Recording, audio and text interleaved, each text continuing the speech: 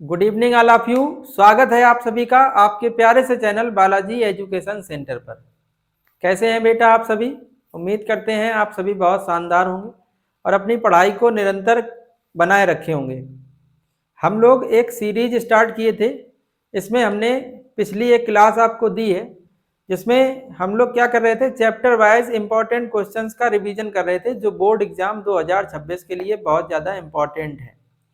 तो उसी सीरीज को देखते हुए आज ये उस सीरीज का दूसरा वीडियो है।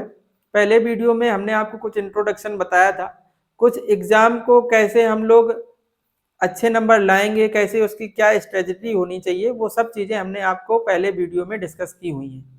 अगर आपने वो वीडियो नहीं देखा है, 30 या 35 मिनट का वीडियो है, तो एक बार आप उसको जरूर देख लें, तो आपको बेसिक से चीज़ें पता चल जाएंगी किस प्रकार से आपको प्रिपरेशन करनी है, कैसे क्या आपको चीज़ों को स्टार्ट करना है और कैसे हम दोनों लोग मिलके मैथ में एक बहुत शानदार स्कोर करेंगे। ठीक है, ये आज का वीडियो नंबर 2 होगा जिसमें हम लोग क्या कर रहे थे, चैप्टर वाइज इंपॉर्टेंट क्वेश्चनों को कर रहे थे। पहला चैप्टर अपना जैसे क्लास 10th का है जिसका नाम है रियल नंबर्स, हिंदी में इसको कहते हैं वास्तविक संख्याएं। तो कल हमने आपको एक वीडियो प्रोवाइड किया है, उस वीडियो को जिन लोगों ने नहीं देखा है, हम वीडियो के डिस्क्रिप्शन बॉक्स में उसका लिंक दे देंगे, आप वहां से इस वीडियो को वॉच कर लें। और जो लोग बेटा चैनल पर नए हैं, चैनल को सब्सक्राइब कर लें और बेल आइकन को भी प्रेस कर लें, जिससे यहाँ से जो भी वीडियो अपलोड किया जाए सबसे पहले आपके पास उसका नोटिफिकेशन पहुँच जाए। साथ साथ हमने डिस्क्रिप्शन बॉक्स में एक व्हाट्सएप नंबर दे रखा है, उस पर आप हमसे संपर्क कर लें और ग्रुप में ऐड हो जाएं, जिससे आगे फिजिक्स के, केमिस्ट्री के या अन्य किसी सब्जेक्ट के जो भी नोट्स होंगे या जो भी क्लासें आपको प्रोवाइड की जाएंगी वो आपको ग्रुप पर उसकी लिंक मिल जाएगी, तो आपको इधर उधर भटकना नहीं पड़ेगा। ठीक है, तो आज देखिए ये इसका वीडियो 2 है, इसमें हम लोग कुछ इंपॉर्टेंट क्वेश्चन लेके आए हैं। ये ऐसे क्वेश्चन है जो बोर्ड एग्जाम में बार बार बने हैं। अगर आप इन क्वेश्चनों को कर लेते हैं तो आप कंफर्म मानिए कि आपका बोर्ड एग्जाम में स्कोर बहुत ही शानदार होने वाला है। देखिए आज के हमने यहाँ पर बोर्ड स्क्रीन पर 5 क्वेश्चनों को लिया है, तो पहले क्वेश्चन से हम लोग स्टार्ट करते हैं। जैसे देखिए पहला क्वेश्चन दिया गया है कि एक परमेय संख्या और एक अपरमेय संख्या का योग होता है। बेटा याद रखना, कभी भी परमेय संख्या और अपरमेय संख्याएं जोड़ी जाए। थोड़ा सा हम आपको रिकॉल करवा दें कि परमेय संख्या क्या होती है। ऐसी संख्याएं जिन्हें आप P अपॉन Q के फॉर्मेट में लिख लेते हैं वो परमेय संख्याएं होती हैं, जहां पर P और Q सहभाज्य गुणनखंड होते हैं। कोई भी संख्याएं जिन्हें आप P अपॉन Q के फॉर्मेट में लिख लें, जैसे 2/3, 4/5, 5/6 एक्सेट्रा, कुछ भी, ये सभी जो संख्याएं हैं वो कैसी हो जाएंगी, ये सभी संख्याएं आपकी परमेय संख्याएं हो जाएंगी। और अपरमेय संख्याएं कौन सी होती है, इसी के जस्ट आप उल्टा बोल दो कि ऐसी संख्याएं जिन्हें P अपॉन Q के फॉर्मेट में आप नहीं लिख सकते हैं वो होती हैं अपरमेय संख्याएं। और ज्यादातर के केस में जो अपरमेय संख्या होती हैं वो रूट के अंदर लिखी होती हैं। और एक और आप याद रख लेंगे कि अपरमेय संख्या जो है ना, वो एक अगर सिंबल के तौर पर पाई यूज किया जाए, अगर सिंपल के तौर पर पाई यूज किया जाए तो याद रखना पाई जो है ना वो कैसी संख्या है, अपरिमेय संख्या है।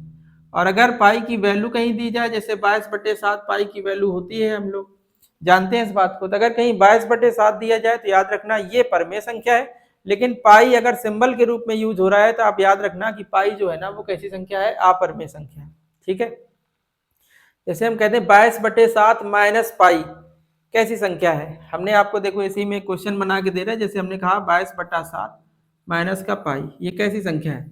तो याद रखना भाई, इससे हमें नहीं मतलब है, हम आप इसको देखेंगे, ये तो परमेय संख्या है लेकिन ये जो है ना वो अपरमेय संख्या है। और जब कभी भी परमेय और अपरमेय संख्याएं साथ में जोड़ी जाएं, घटाई जाएं, गुणा करी जाएं, तो उनका जो रिजल्ट होता है वो हमेशा अपरमेय ही आता है, तो आप इस बात को याद रख लेना। ठीक है, पाई अगर कहीं भी सिंबल के तौर पर यूज हो रही है तो याद रखना वो हमेशा कैसी संख्या होगी, अपरमेय संख्या। तो इसमें लिखा था एक परमेय संख्या और एक अपरमेय संख्या। ये क्वेश्चन आपका 2025 की बोर्ड एग्जाम में आया हुआ है। परमेय संख्या और अपरमेय संख्या का योग पूछ रहे हैं कि क्या होता है। ऑप्शन आपके पास गिवन है, परमेय संख्या होती है, बी ऑप्शन है अपरमेय संख्या होती है, सी ऑप्शन है एक होता है, और डी ऑप्शन लिखा है ए और बी दोनों ऑप्शन सही है। तो बताइए क्या होता है, परमेय संख्या और अपरमेय संख्या जब भी जोड़ी जाएगी तो उसका रिजल्ट हमेशा कैसा आएगा, अपरमेय संख्या। इसका ऑप्शन नंबर बी सही हो जाएगा। ठीक है, इसके बाद देखिए सेकेंड क्वेश्चन लिखा है, यदि दो धनात्मक संख्याएं ए और बी, ए की जो वैल्यू है वो है x⁵ y का स्क्वायर और b जो वैल्यू है वो है x³ y³ के रूप में लिखी जाती हैं तो एचसीएफ ज्ञात करो इन दोनों संख्याओं ए और बी का। ऑप्शन गिवन है एक्स वाई, सेकेंड ऑप्शन है एक्स स्क्वायर वाई स्क्वायर, तीसरा ऑप्शन है एक्स क्यूब वाई स्क्वायर और चौथा ऑप्शन है एक्स की पावर 5 वाई की पावर 3। देखो कल अगर आपको याद हो तो कल हमने एक वीडियो आपको प्रोवाइड किया जिसमें इसी तरीके का हमने क्वेश्चन आपको बताया था। अगर ये जो दो संख्याएं दी गई हैं, अगर इन दोनों संख्याओं का हमें क्या निकालना है एचसीएफ, तो हमने कहा एचसीएफ में ये देखा करो छोटी घातें कौन सी हैं। तो एक्स की घात 5 और एक्स की घात 3 में छोटी घात कौन सी है, एक्स की घात 3। वाई स्क्वायर और वाई क्यूब में छोटी घात कौन है, वाई स्क्वायर। तो बेटा इन संख्याओं का एचसीएफ कितना हो जाएगा, एक्स क्यूब वाई स्क्वायर। देखो कौन सा ऑप्शन सही हो जाएगा, ऑप्शन नंबर सी इसका करेक्ट हो जाएगा। क्या याद रखोगे, अगर कोई दो संख्याएं दी गई हैं और उनका हमें एचसीएफ निकालना है तो एचसीएफ के लिए क्या किया जाता है, जो भी संख्याएं दी गई उनमें ये देखो छोटी घातें कौन सी हैं। जैसे एक्स की घात 5 और एक्स क्यूब में छोटी घात कौन सी थी, तो आपने कहा एक्स क्यूब, तो हमने कहा लिख दो एक्स क्यूब। वाई स्क्वायर और वाई क्यूब में छोटी घात कौन सी थी, तो वाई स्क्वायर, हमने कहा लिखो वाई स्क्वायर। तो यही जो आपने लिखा है ना, यही इस क्वेश्चन का राइट आंसर हो जाएगा। तो इन दोनों संख्याओं का जो एचसीएफ होगा वो एक्स क्यूब वाई स्क्वायर होगा। हमने कहा एक काम करो, एचसीएफ अगर बता दिया है तो एलसीएम भी बता दो। तो आपने कहा इसमें भी कोई दिक्कत नहीं है। एलसीएम बताने के लिए दी गई संख्याओं में हमेशा बड़ी घात ढूंढी जाती है। जैसे एक्स की घात 5 है और ये एक्स की घात 3 है, इसमें बड़ी घात कौन सी है, तो आप कहेंगे बड़ी घात है एक्स की घात 5। वाई स्क्वायर और वाई क्यूब में बड़ी घात कौन सी है, तो आप कह रहे हो वाई क्यूब। तो इसका जो एलसीएम होगा वो एक्स की घात 5 वाई की घात 3 हो जाएगा। ठीक है, तो फिलहाल इसमें एलसीएम नहीं पूछा गया था, एचसीएफ पूछा गया था। एचसीएफ हो जाएगा एक्स क्यूब वाई स्क्वायर। ठीक भाई, इसके बाद देखिए क्वेश्चन नंबर तीसरा है। ये आपका बोर्ड एग्जाम 2024 में क्वेश्चन पूछा गया था, तो हम साथ साथ मेंशन भी किए दे रहे हैं कि यहाँ पर जो भी क्वेश्चन करवाए जा रहे हैं वो सभी एग्जाम ओरिएंटेड है या पीवाईक्यूज है। मतलब जो पिछली परीक्षाओं में पूछे गए हैं वही सब सवाल है, फालतू का कोई भी सवाल नहीं लिया गया है। और आप यकीन मान के इन क्लासों को कर सकते हैं कि अगर आपने इन क्वेश्चंस को अच्छे से कर लिया तो आपके एग्जाम में कोई भी ऐसा क्वेश्चन नहीं होगा जो आपसे ना हो। इस बात की तो हम गारंटी ले सकते हैं। ठीक है, पूरा क्वेश्चन पेपर आपको हूबहू वैसे ही नजर आएगा जो आपने एग्जाम से पहले यहाँ पर 1-2 महीने बिताए हमारे साथ। और यकीन मानो अगर 1-2 महीने आपने हमारे साथ अच्छे से बिता लिए तो आपका मैथ में एक बहुत ही शानदार स्कोर हो जाएगा। ठीक है, तो बातें ज्यादा नहीं करते, हम इस बात को प्रूव करके दिखाएंगे। बस ये है, हमें आपके साथ की जरूरत है बेटा। तो वीडियो को शुरू से लेकर लास्ट तक देखें और प्रॉपर आप उसको चैनल को सब्सक्राइब कर लें और बेल आइकन प्रेस कर लें, जिससे हर एक वीडियो आपके पास पहुंचे, कोई भी वीडियो आपके पास मिस ना हो। ठीक है, इस बात को आप ध्यान रख लें। इस क्लास की टाइमिंग शाम को 8 बजे होती है, तो आप ये एक आदत बना लो कि हमें शाम को 8 बजे 8 से 9 या जितनी भी देर की क्लास है, 30 मिनट 40 मिनट या मैक्सिमम 1 घंटे से ज्यादा नहीं पढ़ाएंगे। 1 घंटा ही देंगे हम आपको, और 1 घंटे में हम आपको उतना कंटेंट दे देंगे जो एग्जाम के लिए सफिशिएंट होगा। आपके बहुत अच्छे उससे नंबर आ जाएंगे।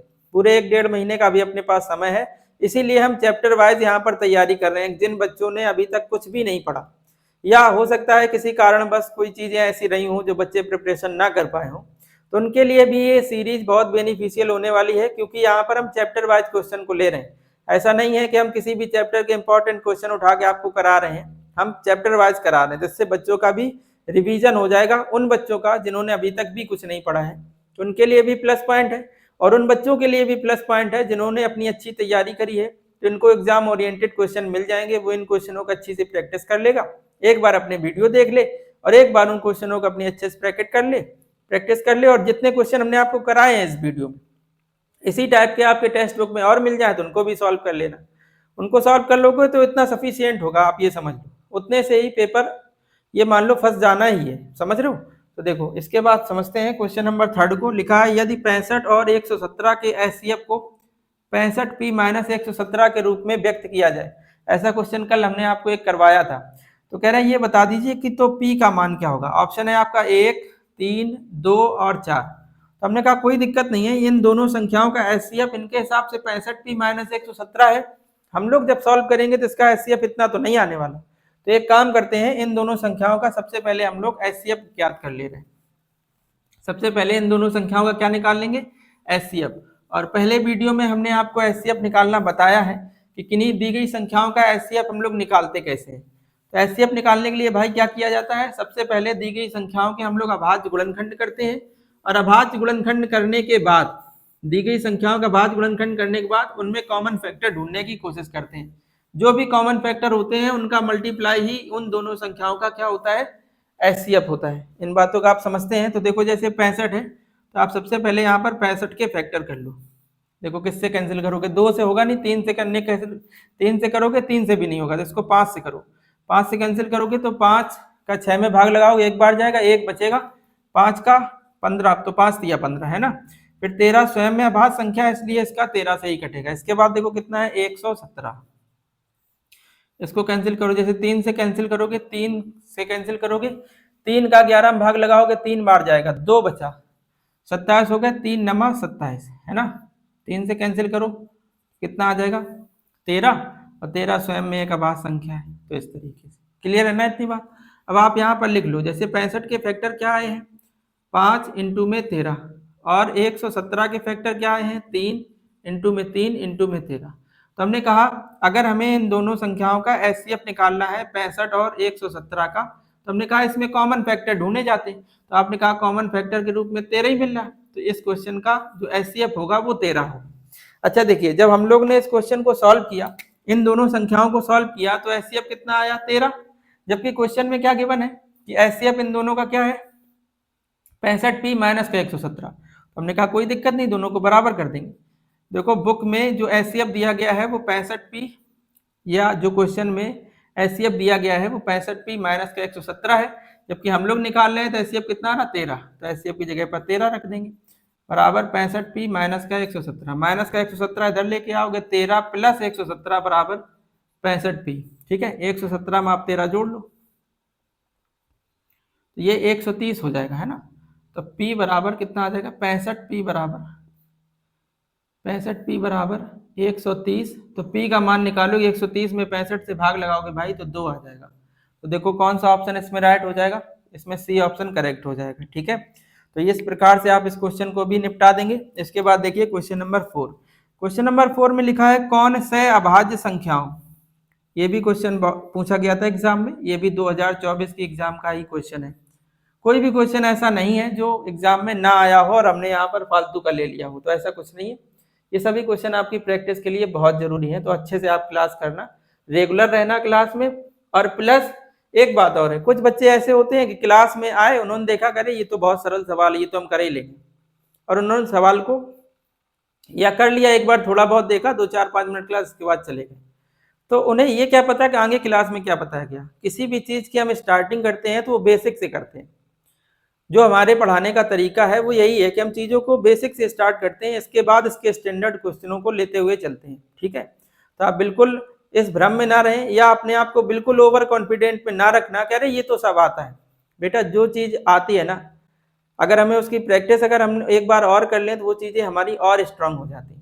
और कभी कभार बच्चों को हमने देखा है अपने टीचिंग एक्सपीरियंस से, ये भी देखा है कि जिन बच्चों को ज़्यादा चीज़ें आती है ना, एग्जाम टाइम में फिर उनके ही बहुत ज़्यादा कन्फ्यूजन बनते हैं, और फिर उनका पेपर कहीं ना कहीं गड़बड़ ही होता है, क्योंकि वो ओवर कॉन्फिडेंट में रहते हैं कि अरे ये तो आता ही है। तो इस प्रकार की आप गलती ना करें, ये आपसे एक रिक्वेस्ट है, अभी आप इस प्रकार की गलती ना करें। आपको अगर क्वेश्चन आता भी है ना भाई, फिर भी आप लगाओ उसको, फिर भी लगाओ, चीज़ें क्या होंगी, प्रैक्टिस होगी, अच्छी आपकी तैयारी हो जाएगी। ठीक है, ऐसी बिल्कुल गलती ना करना, क्लास में आए, क्लास खोली, 2 मिनट चलाई, उसके बाद कहा अरे ये तो हमें आता है, और दूसरी चीजें करने लगे। तो इस बात की गलती ना करें, इससे अच्छा आप क्लास में ना ही आए तो बेस्ट रहेगा। ठीक भाई, इसके बाद देखो कौन सहभाज्य संख्याओं का युग्म है, ये आपसे पूछा जा रहा। तो सहभाज्य संख्याओं का युग्म का मतलब ऐसा है जिसमें 2 संख्याएं दी गई हैं। सहअभाज्य संख्याओं के युग्म का आप ऐसे मतलब समझ लो कि इन दोनों संख्याओं में किसी एक संख्या का भाग नहीं जाना चाहिए। सहभाज्य संख्याओं का युग्म फाइंड आउट करने का सबसे बेस्ट तरीका होता है कोई एक ऐसी संख्या ना हो जो इन दोनों को काट दे। अगर किसी एक संख्या ने दोनों संख्याओं को काट दिया तो फिर वो सहभाज्य संख्याओं के युग्म नहीं रहे।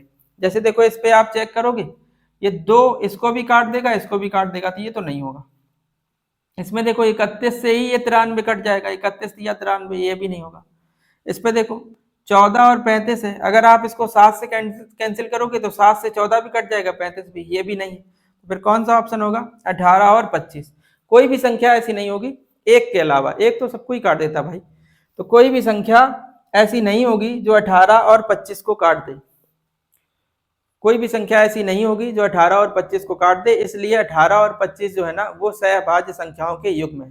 क्लियर है इतनी बात?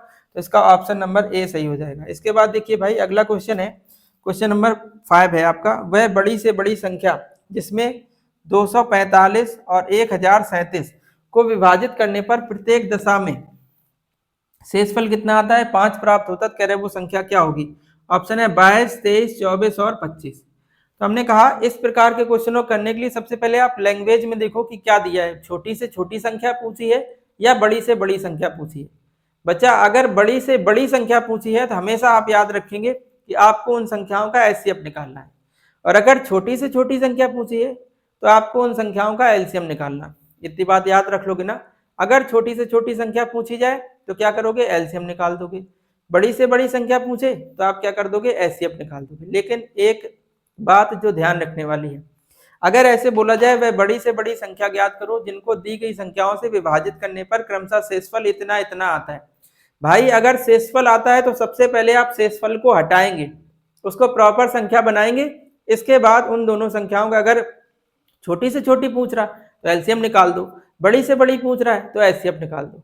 तो इसमें ऐसे सवालों में क्या होगा कि आगे ये देगा कि इनसे विभाजित करने पर शेषफल इतना इतना आता है, तो सबसे पहले दी गई संख्याओं से शेषफल को आप हटा देंगे, फिर आप उन संख्याओं का एलसीएम या एचसीएफ निकाल लेंगे।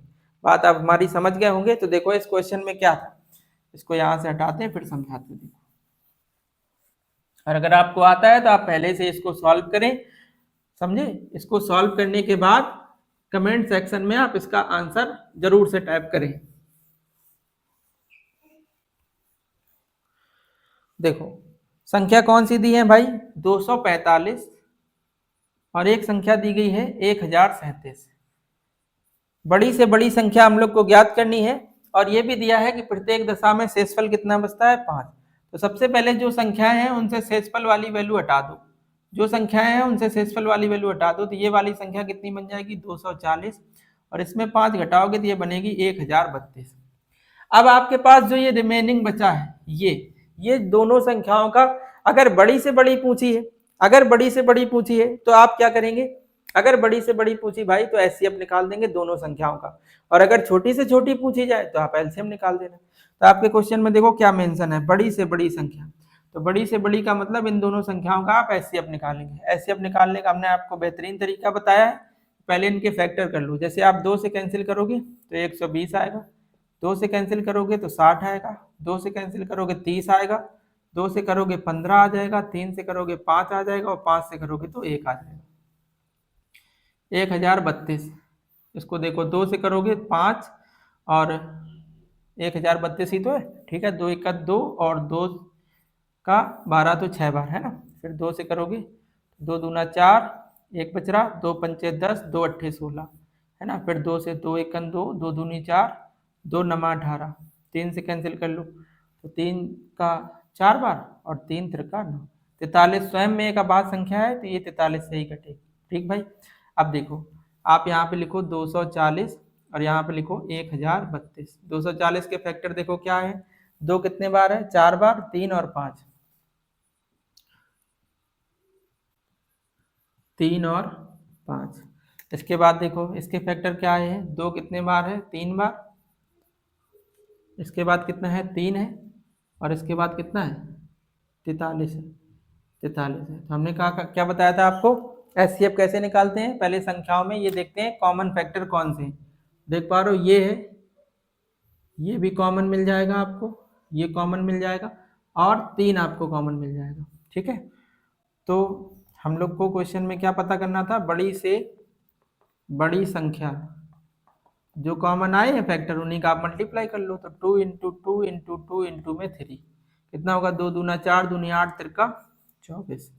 तो इस क्वेश्चन का बच्चा राइट आंसर हो जाएगा 24। देखो कौन से ऑप्शन में मौजूद है, ये आपका ऑप्शन नंबर सी में मौजूद है। कितना? इसका 24 इसका राइट आंसर हो जाएगा। ठीक भाई। तो ये हमने आपको कुछ एमसीक्यूज कराए हैं। इसके बाद हम लोग इस क्वेश्चन का, हमने पिछले वीडियो में प्रॉमिस किया था कि जो 4 नंबर या 2 नंबर में जो क्वेश्चन पूछा जाता है, मोस्ट इंपॉर्टेंट क्वेश्चन जो जरूर से ही आना आपके एग्जाम में, वो क्वेश्चन कराते हैं आपको। वो क्वेश्चन हमने आपको बताए थे संख्याओं पर आधारित सिद्ध करना होता है कि दी गई संख्या, जैसे सिद्ध करना होता है कि √2 एक अपरिमेय संख्या है, सिद्ध करो। ये सवाल जरूर आता बच्चा एग्जाम में। तो इस प्रकार के क्वेश्चनों को हम लोग कैसे करते हैं, 2-3 क्वेश्चनों पर प्रैक्टिस करते हैं। और इस चैप्टर में पहला वीडियो लेक्चर और ये आज का वीडियो लेक्चर इतना देख लेना, और इस चैप्टर में इसके अलावा कुछ भी नहीं पूछा जाता। बस इतना याद रखना, जितने हमने क्वेश्चनों का आपको प्रैक्टिस करवाई है, इसी टाइप के अगर आपको क्वेश्चन और दिख जाए किसी भी टेक्स्ट बुक में तो उनको आप, ये आपकी जिम्मेदारी है। देखो हम यहाँ पर बहुत ज्यादा क्वांटिटी में तो क्वेश्चन नहीं करा सकते हैं। हाँ, हम आपको टॉपिक वाइज क्वेश्चन करा रहे हैं, पहले हम आपको कॉन्सेप्ट समझा दे रहे हैं, उसी टाइप के एक एक दो दो क्वेश्चन करवा दे रहे हैं। अब आपकी भी थोड़ी जिम्मेदारी बनती है कि उसी टाइप के क्वेश्चन अगर आपको टेक्स्ट बुक में मिल जाए तो उन क्वेश्चनों को आप जरूर से कर लें, है ना। जितनी ज्यादा क्वेश्चनों का आप प्रैक्टिस कर लेंगे उतना आपका बेस्ट स्कोर हो जाएगा मैथमेटिक्स में, ठीक है। देखो चलते हैं फिर अपने नेक्स्ट क्वेश्चनों पर। देखिए बेटा, नेक्स्ट क्वेश्चन आप समझना किस तरीके के क्वेश्चन पूछे जाते हैं। जैसे क्वेश्चन है आपका, सिद्ध कीजिए कि 5 + √3 एक अपरिमेय संख्या है। जैसे एग्जाम में आपके क्वेश्चन आया, सिद्ध कीजिए कि 5 + √3 एक अपरिमेय संख्या है।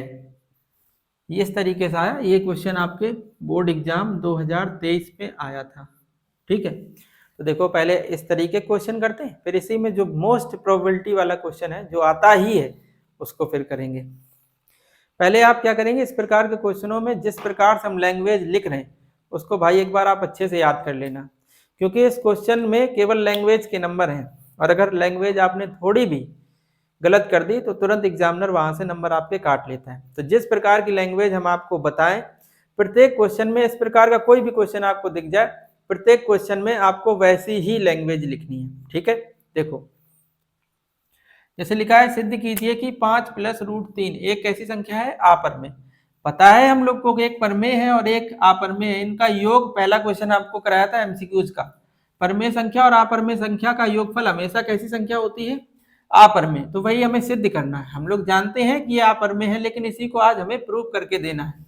तो याद रखना, जो भी क्वेश्चन में गिवन हो, जैसे इन्होंने कहा कि सिद्ध करो कि ये एक अपरिमेय संख्या है, तो इसके जस्ट उल्टा मान लो।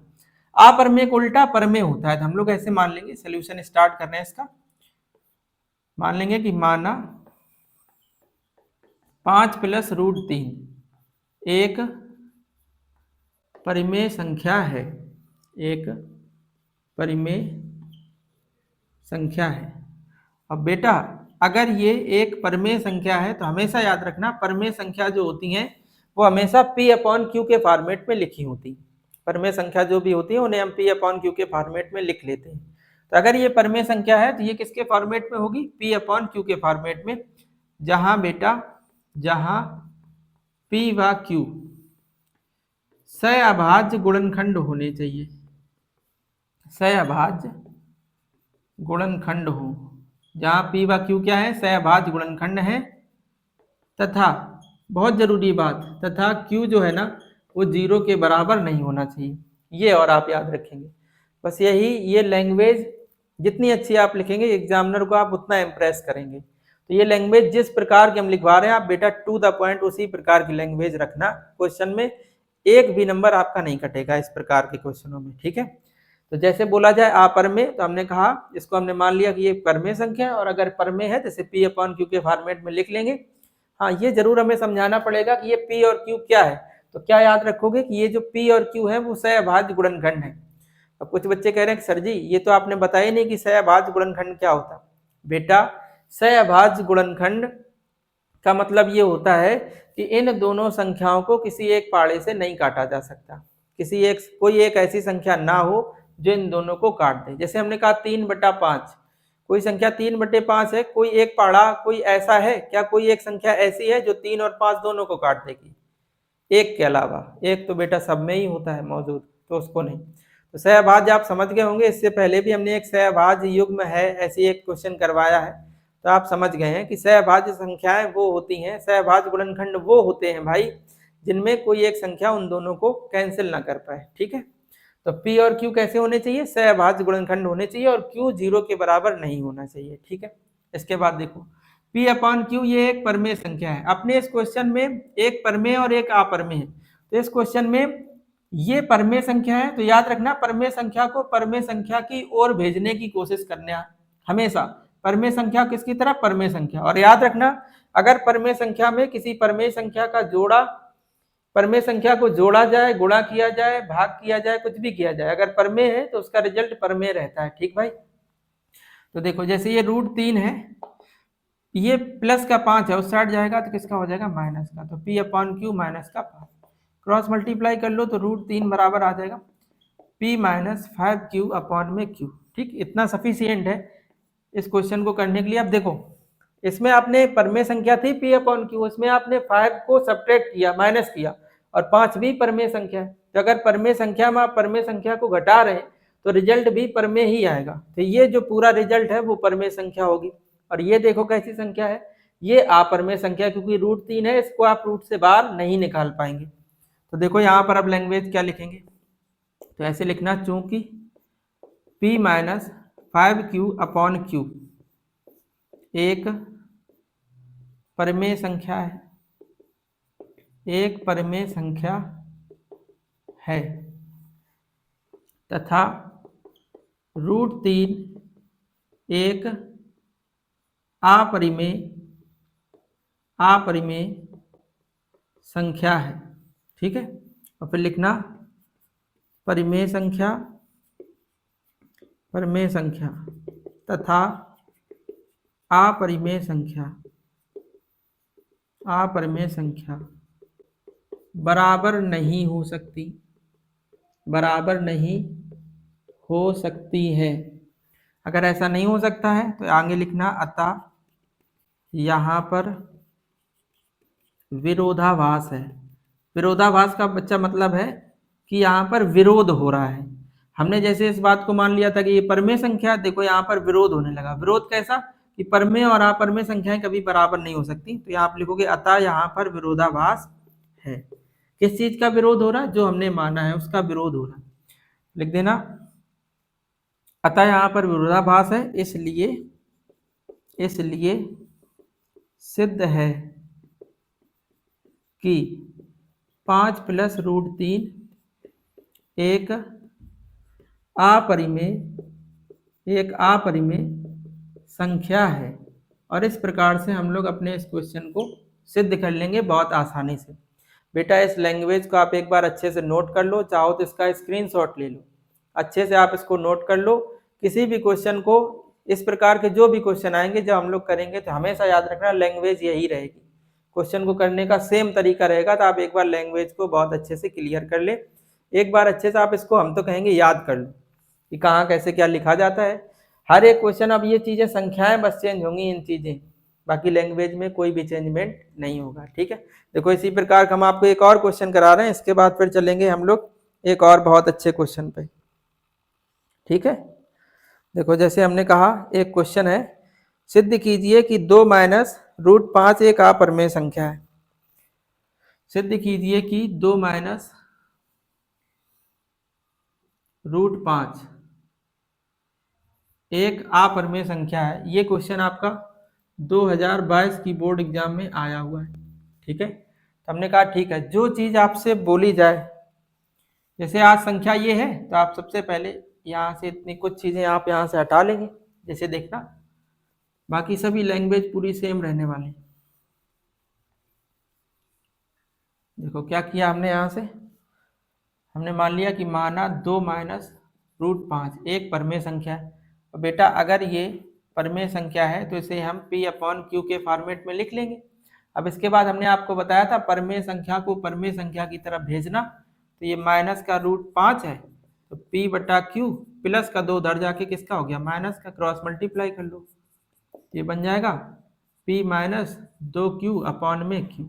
आप ये माइनस चिन्ह यहाँ से हटाओ, इधर ले चलो, तो देखो यहाँ से ये माइनस हट जाएगा, यहाँ पर माइनस लग जाएगा, कोई दिक्कत वाली बात थोड़ी ना है, इधर पर लग जाएगा माइनस। या अगर चाहो तो इसको और थोड़ा अगर आप अच्छा लिखना चाहो तो √5 बराबर, आप यहाँ से माइनस चिन्ह एक कॉमन कर लो, माइनस चिन्ह कॉमन करोगे तो यहाँ माइनस पहले से तो वो प्लस हो जाएगा, तो माइनस कॉमन करने से क्या होगा? ये प्लस का हो जाएगा और ये माइनस का। तो इसे आप ऐसे लिख सकते हैं 2Q माइनस का P और /Q, बस इतना छोड़ दो। इधर देखो बस ये जो क्वेश्चन है इनमें केवल एक तरीका अपनाना है, बस इतना देखना है कि एक तरफ अप्रमेय बन जाए और एक तरफ प्रमेय बन जाए। जैसे इतना हो जाए बस वहीं छोड़ दो और वहां से आप लैंग्वेज लिखना स्टार्ट करो। जैसे देखो हम लोग ने क्या बना लिया, देखो जैसे यहाँ पे देखो जो चीजें लिखी हैं उनको केवल हटा रहे, लैंग्वेज जैसी है वैसी रहने देती।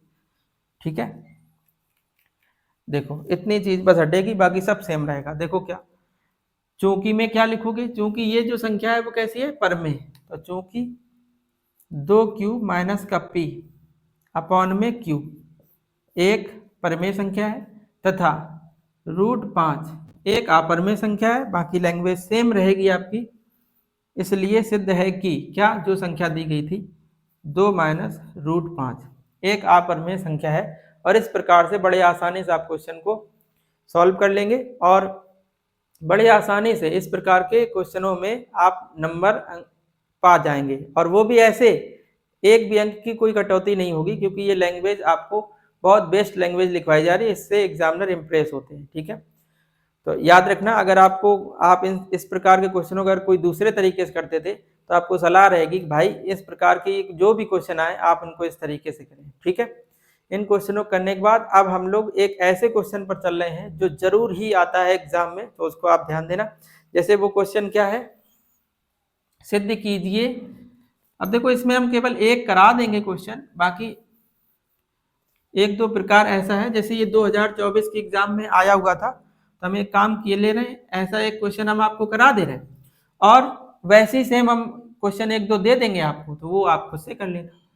क्वेश्चन क्या है, सिद्ध कीजिए कि √5 एक अपरमेय संख्या है, ऐसे करके पूछा गया था क्वेश्चन एग्जाम में 2024 की। अब हो सकता है एग्जाम में ये क्वेश्चन ऐसे बन जाए, √2 √3 √5 और √7। इन्हीं संख्याओं पर क्वेश्चन ये बनता चला आ रहा है, पिछली जितनी भी एग्जाम हुई है इन्हीं पर बनता चला आया है। ठीक, हो सकता है आपको यहाँ पर ना दिखाई दिया हो, इस तरीके से ये वाला क्वेश्चन। इसमें से चाहे √2 दिया जाए, चाहे √3 दिया जाए, चाहे √7 दिया जाए, चाहे √5 दिया जाए, किसी भी प्रकार का क्वेश्चन हो आप इसको बहुत आसानी से निपटा देंगे अगर आपने इस क्वेश्चन को 5 मिनट का समय देके देख लिया अच्छे से। ठीक है, तो देखो कैसे करेंगे। जैसे क्वेश्चन है, सिद्ध कीजिए कि √5 एक अपरमेय संख्या है, तो सबसे पहले तो आप ये मान लेंगे कि माना, इसको थोड़ा सा हटाने की कोशिश करते हैं।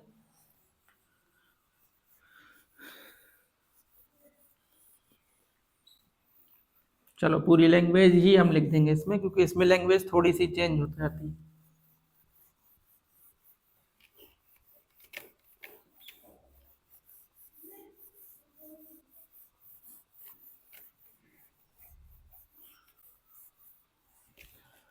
देखो हम ऐसे मान लेंगे कि माना √5, इन्होंने कहा अपरमेय, हमने मान लिया एक परमेय संख्या है, तो बेटा अगर ये परमेय संख्या है तो इसे आप P/Q के फॉर्मेट में लिख लेंगे, और P/Q के फॉर्मेट में जो लिखा उसमें P और Q क्या है, ये सेम रहेगा। अब देखो अभी तक के जो क्वेश्चन होते थे वो यहाँ पर जो संख्या लिखी होती थी वो परमेय और अपरमेय के कॉम्बिनेशन से बनी होती थी, जबकि आप यहाँ पर देखोगे कि ये संख्या में केवल अपरमेय संख्या है। तो इसको प्रूव करने के लिए आप देखो इसमें, जैसे इसको इक्वेशन फर्स्ट बोल दो और इसमें आप क्या करना, दोनों पक्षों का वर्ग कर देना। याद रख लेना बच्चा, इस क्वेश्चन को कैसे आप करना चाह रहे हैं या कैसे इस क्वेश्चन को करा जाएगा, क्या इसके तरीके होते हैं, इसको थोड़ा सा आप अच्छे से समझ लो। केवल 5 मिनट में हम आपको इस क्वेश्चन को समझा दे रहे हैं, और बस पहले चैप्टर से जितने हमने आपको क्वेश्चन कराए हैं बस इतने में से ही कोई ना कोई क्वेश्चन आपसे पूछ लिया जाएगा, तो आपको एक्स्ट्रा फालतू की तैयारी नहीं करनी है। बस इसी प्रकार के जो एक्स्ट्रा क्वेश्चन आपको दिख जाए उनको कर लेना, बस सफिशिएंट है इस चैप्टर के लिए। तो देखो दोनों पक्षों का जैसे आप वर्ग करेंगे तो √5 का स्क्वायर बराबर हो जाएगा P/Q का स्क्वायर। √5 का स्क्वायर करेंगे तो आ जाएगा 5 बराबर में P²/Q²। आप इसका मल्टीप्लाई कर लो तो ये बन जाएगा 5Q² बराबर में P²। अगर आप यहाँ से Q² की वैल्यू निकालेंगे तो वो आ जाएगी ये इस तरीके से। इसको हमने कहा इक्वेशन नंबर हम सेकेंड मान ले रहे हैं। अब यहाँ पे आप समझने की कोशिश करना, जैसे ये जो Q² है ये कब आया होगा, जैसे ये लिखा है Q² बराबर P²/5, तो इसका बेटा रियल मीन्स ये है कि Q² तब आया होगा जब P² में 5 से डिवाइड किया गया होगा। मतलब पी स्क्वायर में जैसे 5 से भाग लगाया गया होगा तो जो रिजल्ट रहा होगा वो किसके बराबर रहा होगा, क्यू स्क्वायर। यही तो मतलब होता है भाई इसका, समझ रहे हो। पी स्क्वायर में 5 से डिवाइड जब किया गया होगा, जब पूरा पूरा डिवाइड हो गया होगा तभी क्यू स्क्वायर आया होगा। इसका मतलब यहां से आप एक रिजल्ट ये समझ पा रहे हैं कि पी स्क्वायर 5 से डिविजिबल है, जबकि थोड़ी देर पहले आप क्या कह रहे थे, पी व क्यू सहअभाज्य गुणनखंड है। तो देखो एक तो यहाँ पर हम लोग को रिजल्ट मिला, तो यहाँ पे आप लिखना कि चूंकि पी स्क्वायर 5 से विभाज्य है, इसलिए अब किसी का स्क्वायर अगर 5 से विभाज्य है तो वो स्वयं संख्या भी उसी से विभाज्य होगी, तो इसलिए P भी 5 से विभाज्य होगा, P भी 5 से विभाज्य होगा। बेटा अगर P 5 से कट जा रहा है तो इसका मतलब ये है कि P जो है वो 5 का कोई एक मल्टीपल रहा होगा, 5 का कोई एक गुणनखंड रहा होगा। तो हम ऐसे मान ले रहे हैं, ऐसे मान लिया कि माना P जो है वो 5 का कोई एक मल्टीपल रहा होगा, तो ऐसे मान लिया P बराबर 5m। यहाँ पर हमने m कोई भी एक अंक मान लिया है, कोई भी एक डिजिट ऐसे करके मान लिया है। आप m की जगह r मान लो या जो आपको उचित लगे वो मान ले। हमने ऐसे मान लिया कि ये जो P है ना वो 5 का कोई एक मल्टीपल रहा होगा, तो हमने P को 5m के फॉर्मेट में मान लिया। ठीक है, अब आप यही वैल्यू सब्स्टिट्यूट करेंगे इक्वेशन नंबर सेकेंड में। तो लिखना यहाँ पर P का मान समीकरण सेकेंड में रखने पर देखो क्या बनेगा। समीकरण सेकेंड क्या आपको यहाँ पे दिख रहा होगा, देखो समीकरण सेकेंड क्या है, पी स्क्वायर डिवाइडेड बाई 5, तो क्यू स्क्वायर बराबर पी का मान देखो कितना है 5m है, तो 5m का स्क्वायर डिवाइडेड बाई 5। देखो इधर समझाने की कोशिश करते हैं, दिखेगा आपको यहाँ पे। एक काम करते हैं इधर बताते हैं, देखो तो क्यू स्क्वायर बराबर 5m का स्क्वायर करोगे तो आ जाएगा 25m स्क्वायर डिवाइड में कितना आ जाएगा 5, 5 से आप इसको कैंसिल करो तो फिर से 5 बार में, तो क्यू स्क्वायर बराबर 5m स्क्वायर। अगर आप यहाँ से m स्क्वायर की वैल्यू निकालें बेटा तो 5 बटे में आ जाएगा, तो क्यू स्क्वायर बटे में 5। तो इसको यहीं रोक दो, और यहाँ से आप एक रिजल्ट फिर से देख पा रहे हैं कि ये m स्क्वायर कब आया होगा, बताओ। अच्छा ये m स्क्वायर कब आया होगा, जब क्यू स्क्वायर में 5 से पूरा पूरा डिवाइड हो गया होगा तभी तो आया होगा m स्क्वायर। तो इसका मतलब यहाँ पे फिर से देखो हम ऐसा कह सकते हैं कि क्यू स्क्वायर 5 से विभाज्य है। यहाँ पे क्या लिखेंगे बेटा लैंग्वेज, यहाँ पे इसके आगे हम ऐसे बता रहे हैं, यहाँ पे लिखना क्यू स्क्वायर 5 से विभाज्य है, इसलिए क्यू भी 5 से विभाज्य होगा। ठीक है, अभी बताओ थोड़ी देर पहले हम लोग क्या कह रहे थे, P और Q जो है ना, P और Q जो है वो क्या है, P और Q जो है ना वो सहअभाज्य गुणनखंड है, यही तो बोला था अभी। और थोड़ी देर बाद जब हमने यहाँ पर देखा तो P 5 से विभाज्य हो रहा था और Q भी 5 से विभाज्य हो रहा था, P भी 5 से विभाज्य हो रहा था, Q भी 5 से विभाज्य हो रहा था। तो इसका मतलब ये हो गया कि हमने जो माना था उसका विरोध होने लगा। भाई थोड़ी देर पहले हम कह रहे थे P और Q 5 से, हम कह रहे थे P और Q सहअभाज्य गुणनखंड है, और कुछ देर के बाद जब क्वेश्चन को सॉल्व किया तो हमने कहा P भी 5 से विभाज्य है और Q भी 5 से विभाज्य है। इसका मतलब यहाँ पर विरोध हो रहा। तो इतना लिखने के बाद यहाँ पे लिखना अतः यहाँ पर विरोधाभास है, अतः यहाँ पर विरोधाभास है। और अगर विरोधाभास है तो इसका मतलब हमने जो माना उसका विरोध हो रहा। हमने माना था परमेय, तो इसका विरोध हुआ। तो अगर परमेय का विरोध हो रहा तो इसका मतलब ये संख्या कैसी होगी, अपरमेय। लिख देना, इसलिए सिद्ध है कि √5 एक अपरिमेय संख्या है। और इस प्रकार से हम लोग इस क्वेश्चन को बहुत आसानी से सिद्ध कर सकते हैं। आप बेटा चाहो तो इस लैंग्वेज का बहुत अच्छे से एक बार रिवाइज कर लो, इसका स्क्रीनशॉट ले लो और एक बार अपने क्वेश्चन को इसको जरूर लगाओ अपनी कॉपी पे, कैसे क्या लैंग्वेज लिखी गई है उसको समझो। ठीक है, अब जैसे देखो एक बार हम फिर से आपको समझा दे रहे कि आपको कैसे क्या चीजें करनी है। √5 एक अपरमेय संख्या है, तो हमने मान लिया कि माना √5 एक परमेय संख्या है, और अगर ये परमेय है तो P/Q के फॉर्मेट में लिखी जा सकती है। आगे हमने बताया कि P और Q क्या है, तो P और Q सहअभाज्य गुणनखंड है जहाँ Q 0 के बराबर नहीं है। इसके बाद पिछले क्वेश्चनों में यहाँ पर परमेय और अपरमेय संख्याएं दोनों दी होती थी, तो परमेय संख्याओं को परमेय की तरफ भेजकर हम लोग वही लिख लेते थे कि ये परमेय और अपरमेय बराबर नहीं हो सकती, अतः यहाँ पर विरोधाभास, ऐसे कर लेते थे। आज ऐसा कुछ था नहीं, तो हमने कहा दोनों पक्षों का क्या कर दो, वर्ग। ये क्वेश्चन को करने का तरीका होता है भाई, दोनों पक्षों का वर्ग करोगे तो यहाँ पर कितना आ जाएगा, √5 का स्क्वायर करोगे तो 5 आ जाएगा, बराबर p²/q²। क्रॉस मल्टीप्लाई करके हमने यहाँ से q² का मान निकाल लिया, वो आया p²/5। q² बेटा तब आएगा जब p² में 5 से पूरा पूरा डिवाइड हो जाएगा, इसका मतलब p² जो है वो 5 से पूरा पूरा डिविजिबल है। तो हमने यहाँ पे वही लिखा है कि चूंकि p² 5 से विभाज्य है, इसलिए p भी 5 से विभाज्य होगा। और अगर ये p जो है 5 से विभाज्य हो रहा है, तो इसका मतलब p जो है वो 5 का कोई ना कोई एक गुणनखंड रहा होगा, तभी ऐसी चीजें हो पाएंगी। ठीक है, तो हमने मान लिया p को किसके फॉर्मेट में, ऐसे मान लिया कि p जो है वो 5m के बराबर होगा। यही p का मान उठा के समीकरण नंबर 2 में रखा है यहाँ पर। इसके बाद हमने यहाँ पर लिखा है, सॉल्व किया तो q² बराबर कितना आ गया, देखो 5m²। भाई p की जगह कितना रखोगे, p की जगह पर आप 5m रखोगे, स्क्वायर करोगे तो 25m²/5, 5 से काटोगे 5m² आ जाएगा। m² का मान निकालो, q²/5 आएगा। तो यहाँ पर फिर से देखो वही लैंग्वेज है, m² कब आया होगा, जब q² पूरा पूरा 5 से कट गया होगा, जिसका मतलब q² 5 से विभाज्य है। तो अगर किसी संख्या का वर्ग किसी संख्या से विभाज्य है, तो वो संख्या भी उसी संख्या से विभाज्य होगी, तो इसलिए q भी 5 से विभाज्य होगा। अगर ऐसा है तो यहाँ पर क्या होगा, विरोधाभास, इसलिए सिद्ध है कि √5 एक अपरमेय संख्या है। अब देखो, अगर आपसे √2, √3, √7 पूछा जाए तो बिल्कुल आपको सेम ऐसी चीजें करके आनी, जैसे यहाँ पर आप √2 रख दोगे, यहाँ √2 का स्क्वायर करोगे 2 आ जाएगा, 2 आ जाएगा तो यहाँ पर बटे में 2 आ जाएगा, तो यहाँ आप लिखना p² 2 से विभाज्य है, इसलिए p भी 2 से विभाज्य होगा। अगर √2 वाला क्वेश्चन आ रहा तो p को 2 का एक गुणनखंड मान लेना, p बराबर 2m ऐसे लिख के फिर सॉल्व कर लेना।